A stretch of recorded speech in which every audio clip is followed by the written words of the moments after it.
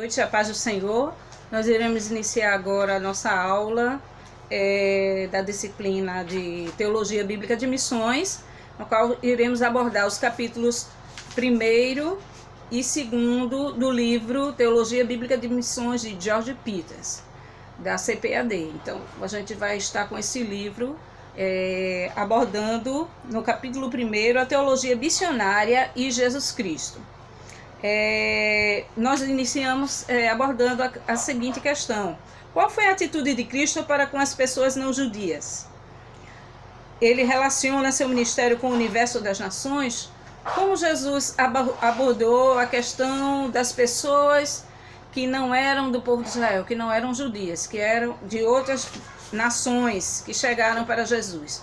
Então, a gente vê aqui que há vários pontos de vista que nós conseguimos reunir aqui no livro.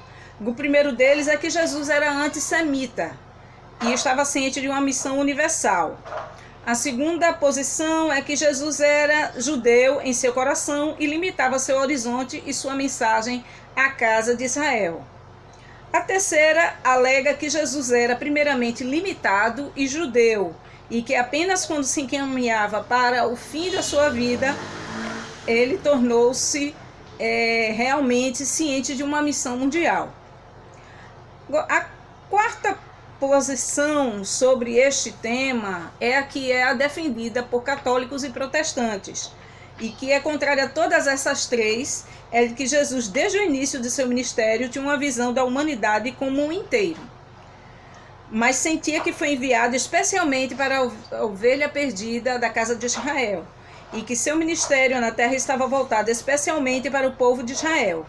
Apesar disso, ele ensinou a seus apóstolos que ele era o salvador de todos os homens e finalmente lhes deu sua missão universal. Em seguida, nós vemos que os 4 evangelhos vão apresentar um registro autêntico da vida, das palavras e do ministério de Cristo. Os 4 evangelistas fazem um retrato, compõem um retrato sobre Jesus Cristo, firmado no pensamento que eles tinham sobre Jesus Cristo. O primeiro deles, que foi o primeiro a ser escrito, foi o Evangelho de Marcos, que apresenta Cristo como o profeta de Deus e o servo de Jeová. Todo o seu retrato consiste no profeta de Deus divulgando a mensagem de Deus e o servo de Jeová sempre ativo, cumprindo a vontade e o propósito de Deus. Ele resume isso de uma bela maneira através de uma citação do mestre, que está em Marcos 10:45, que diz: porque o Filho do Homem também não veio para ser servido, mas para servir e dar a sua vida em resgate de muitos. Nós vemos mais adiante de que a finalidade do ministério de Jesus Cristo está expressa justamente no mandado para anunciar o Evangelho, no capítulo 16, versículo 15: ide por todo o mundo e pregai o Evangelho a toda criatura, não somente os da casa de Israel. Já no Evangelho de Mateus, nós vemos a realeza dominante de Cristo torna-se mais proeminente em Mateus. Ele aponta como Cristo é a realização ou cumprimento das visões e profecias do Antigo Testamento, e também a personificação de expectativas e aspirações da humanidade, e a realidade por trás de toda a tipologia do Antigo Testamento. Mateus, de uma forma linda, observa o rei, a quem a autoridade universal foi conferida, proferindo um mandado para que todas as nações sejam discipuladas e unidas em um único corpo sob o domínio do Deus Trino e Uno. Já registrado na Grande Comissão também, de capítulo 28, versículos 18 em diante. Já no Evangelho de Lucas, ele acrescenta o sacerdócio e a salvação de Cristo. A validade universal do sacerdócio e da salvação de Cristo fica evidente a partir da genealogia que começa com Adão e culmina na importância universal da morte e ressurreição de Cristo, e na oferta de arrependimento e remissão de pecados, feita em nome dele entre todas as nações, como está expressa na Grande Comissão. E por fim, o maior retrato, na verdade, é feito por João. De maneira alguma ele contradiz os autores anteriores, nem apaga ou modifica. Mas ele amplia esse conceito de Cristo como o Logos, a luz que iluminava todos os homens, a vida, o Filho. E aí tem o conceito do cosmos, sempre a questão do mundo, sempre envolvendo toda a missão de Jesus Cristo direcionada para todas as pessoas da Terra. Então a gente vê já no capítulo 3, versículo 16 do Evangelho de João, que Deus amou o mundo de tal maneira que deu seu Filho unigênito. No versículo 17 do mesmo capítulo, nós vamos ver, porque Deus enviou o seu Filho ao mundo, não para que condenasse o mundo, mas para que o mundo fosse salvo por ele. Somos informados que Cristo é o Cordeiro de Deus que tira o pecado do mundo. Também já no capítulo 1, versículo 29, e também o pão que dá vida ao mundo, a luz do mundo. Várias dessas referências estão justamente no Evangelho de João. E aí, resumindo, temos os retratos de Cristo como o profeta de Deus e o servo de Jeová em Marcos, como o Messias de Deus, Rei dos Reis e Senhor dos Senhores em Mateus, como sacerdote de Deus e Salvador da humanidade em Lucas, e o Filho de Deus em verdade e realidade, que surge para trazer vida e imortalidade ao homem em João. Dessa forma, em Cristo, a plenitude de Deus existe completamente. Uma plenitude adequada e disponível para todos os que acreditam. Então a gente vê que é para todo aquele que crê. E aí a gente vê os principais conceitos teológicos de Cristo, primeiramente ressaltando a questão do reino de Deus, que é muito abordado nos evangelhos. O tempo está cumprido e o reino de Deus está próximo. Arrependei-vos e crede no evangelho. Marcos 1, 14, 15. Então a gente vê Jesus é identificado como um pregador do reino de Deus. Ele anuncia as coisas do reino de Deus. E isso aparece referências do reino de Deus cerca de 60 vezes nos relatos dos evangelhos. Reino dos céus, reino de Deus. Então esse conceito não é totalmente um conceito do Antigo Testamento, mas ele inicia esse conceito justamente com os evangelhos no Novo Testamento. O Novo Testamento acrescenta uma nova dimensão. Está enfatizado que Deus é o rei do homem interior. Ele acrescenta a intimidade, proximidade e atualidade do reino e da realeza de Deus, tornando-as pessoais, espirituais e sociais. A gente vê que o reino de Deus começa a ser estabelecido dentro das pessoas. Todo aquele que recebe, crê, ele pode ter esse reino de Deus dentro de si mesmo. Aí a gente vê alguns termos quantitativos e qualitativos quanto ao reino de Deus. E a gente vê aí, quanto à qualidade, podemos considerar o domínio de Deus no coração do homem. Esse é um dos significados do reino de Deus. O domínio de Deus na igreja e o domínio de Deus no mundo. Então, toda essa questão da amplitude do reino de Deus no coração do homem individualmente, na igreja como que através dela é proclamado esse evangelho do reino, e o domínio de Deus no mundo inteiro. A presença do evangelho neste mundo consiste no julgamento, enriquecimento e na modificação da ordem social. Todas as coisas estão sob o controle de Deus. O reino de Deus é estabelecido. Deus tem o controle de todas as coisas. Assim, embora ele seja local dentro do indivíduo cristão e da Igreja de Jesus Cristo, é universal no sentido de que o Evangelho deve ser pregado a todas as nações e que a Igreja deve ser constituída de indivíduos de todas as nações. A gente vai ver também que uma outra revelação, a revelação central de Cristo é a paternidade de Deus. Todo aquele que recebe a Jesus Cristo, crê nele, vai a ele com fé, e se arrepende dos seus pecados, recebe o reino de Deus dentro de você, ele se torna um discípulo de Jesus Cristo, um filho de Deus. Então, essa é a paternidade de Deus, também esse conceito de Deus como Pai, também evidenciado nos evangelhos. Cristo em sua única autoidentificação, o Filho do Homem.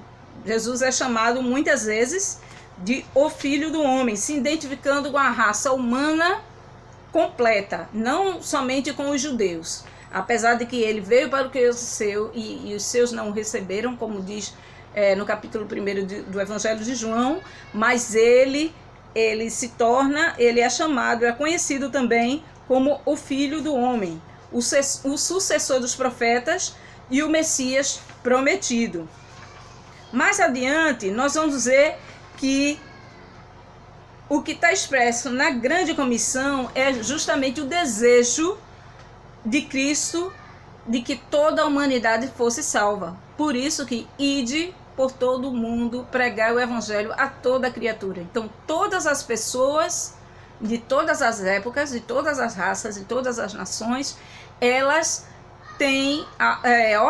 devem ter a oportunidade de ouvirem o evangelho e responderem afirmativamente a esse evangelho, a essa pregação do evangelho.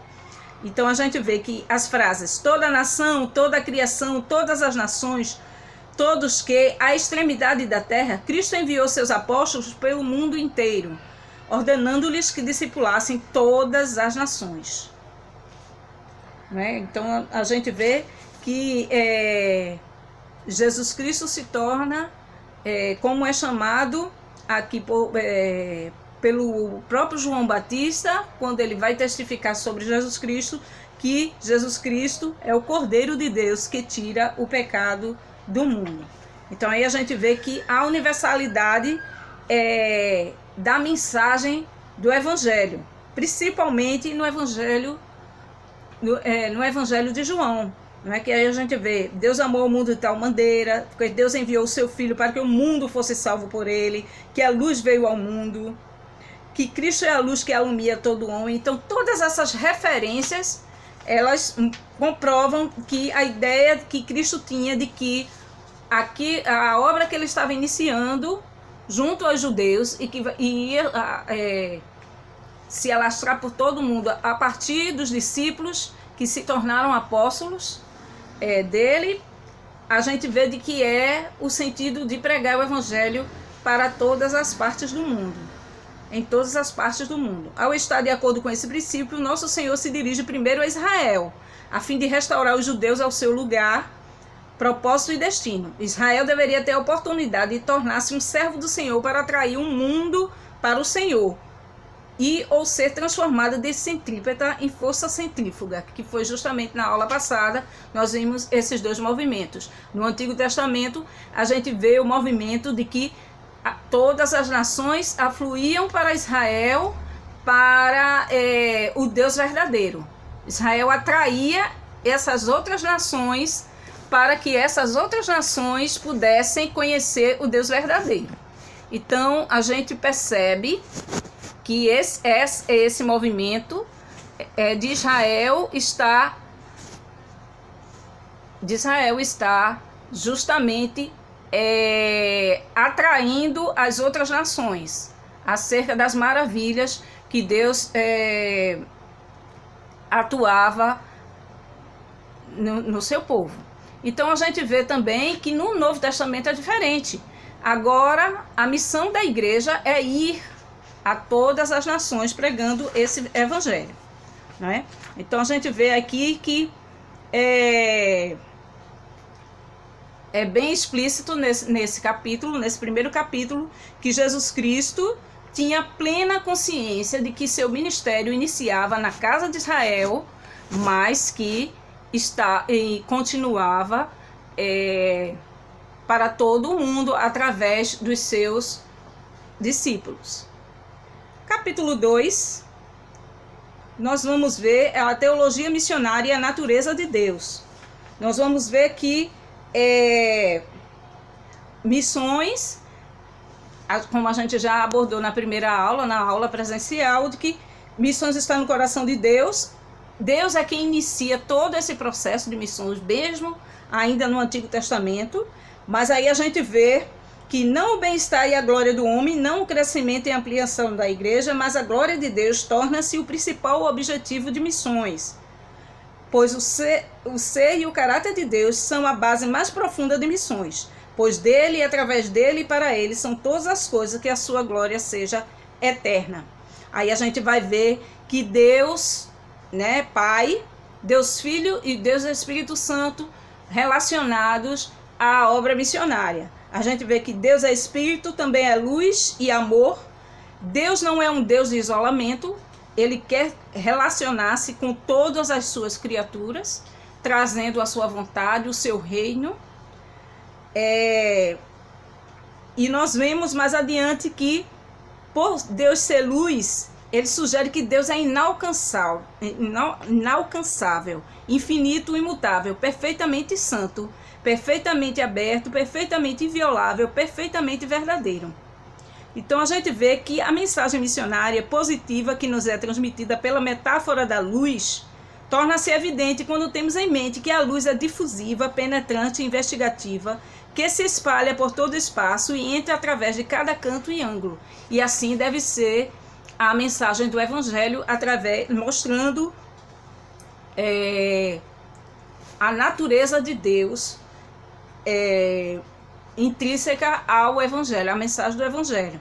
A gente vê que também Deus é amor, e por ele ser amor, ele também tem uma relação dinâmica e sociável.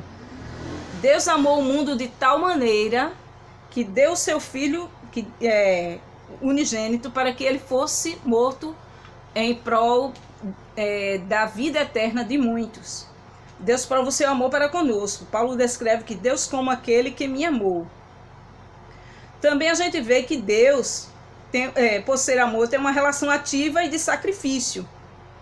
Ele entregou o seu Filho unigênito. Também é uma relação abrangente, que Deus amou o mundo de tal maneira. Então, não se pode medir esse amor de Deus. A gente vê também Deus Filho como missionário. Deus Filho como missionário, ele compartilha com o Pai todos os aspectos da divindade. Ele também é luz, é amor. Ele foi enviado pelo Pai. E igualmente, e é verdade que por outro lado, ele vê o mundo de forma voluntária. Ele mesmo se entregou. A gente vê também de que o centro da mensagem do Evangelho é a encarnação, a cruz e a ressurreição. Esses três pontos estão direcionados, estão inteiramente ligados à questão de Deus Filho. Por quê? Veio a encarnação, Deus tornou-se carne, tornou-se homem, passou pelo evento da cruz, da morte por cruz, sendo sacrificado no lugar de todos nós, e em seguida ele vence essa morte através da ressurreição, mostrando que através desse seu sacrifício ele traz a vida eterna. Então aí a gente vê evidenciada a salvação de Deus está enraizada na eternidade e é efetuada no tempo. A eternidade com sua glória espiritual, plenitude e bênçãos está invadindo o tempo e a humanidade. A salvação do homem está aqui e agora. Deus, em Cristo Jesus e através do Espírito Santo, entra na vida humana. Né? Então aí a gente vai ver vários conceitos sobre a questão da salvação, que ela tem a iniciativa de Deus, né? Ela é cristocêntrica por abordar a questão da encarnação, a morte da cruz e, consequentemente, a ressurreição de Cristo. Ela também é gratuita, não é através de obras, para que ninguém se glorie, como diz mesmo o apóstolo Paulo. Também é alcançada pela fé, é universal. Essa salvação ela é intencionalmente universal porque ela é direcionada a todos que creem. Qualquer pessoa que queira crer em Jesus Cristo, ela receberá essa salvação. certo? Então a gente vai ver esses conceitos todos explicados nesse capítulo 2 também.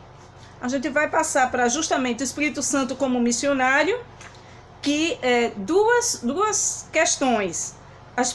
Duas principais emanações redentoras de Deus são a encarnação de nosso Senhor Jesus Cristo, né? Que é através do Espírito Santo, né? Então, Jesus foi gerado pelo Espírito Santo. Ele não nasceu de forma natural, como todos os homens, para que não nascesse com a questão do pecado. E o outro evento é o Pentecoste, é a vinda do Espírito Santo, que capacita aqueles simples discípulos de Jesus Cristo em apóstolos que vão anunciando e espalhando a mensagem do Evangelho a partir do relato do livro de Atos, dos apóstolos. Então aí a gente vê de que o Espírito Santo ele tem uma atuação no convencimento das pessoas, convencendo-as do pecado, da justiça e do juízo. Então a gente vê que o trabalho do Espírito Santo, desde a concepção de Jesus, a vinda do Espírito Santo e o trabalho de convencimento em cada pessoa, cada ouvinte do Evangelho. Então, gente, esse é um resumo do que está relatado nos dois primeiros capítulos do livro. Eu espero que vocês possam estar estudando, lendo esses capítulos, para que a gente possa também responder o exercício que eu vou estar colocando. Não esqueçam de fazer os exercícios a cada final de aula. Nós temos o período até terça-feira, para que todo mundo possa fazer os exercícios. O primeiro exercício já está no grupo e ele pode ser enviado através de e-mail, certo? Então o meu e-mail está lá também no grupo e vocês respondam as questões e não deixem acumular atividades, tá bem? Um abraço, fiquem com Deus.